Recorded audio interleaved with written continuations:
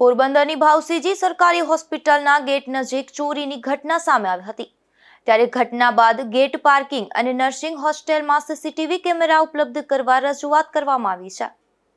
પોરબંદરની ભાવસીજી સરકારી હોસ્પિટલના ગેટ નજીક બાઇકમાંથી ઇન્ડિકેટરની ચોરીની ઘટના સામે આવી હતી।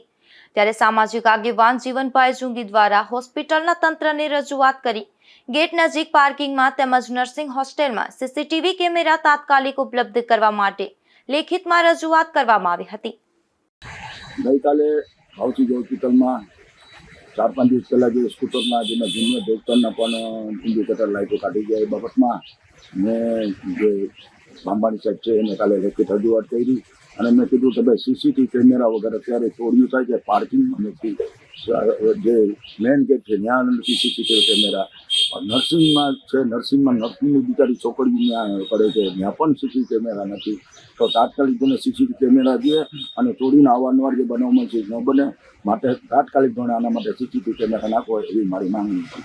હોસ્પિટલમાં ચોરીના બનાવોમાં વધારો થયો છે, ત્યારે સીસીટીવી મારફતે આ બનાવો રોકવા માટે રજૂઆત કરવામાં આવી છે।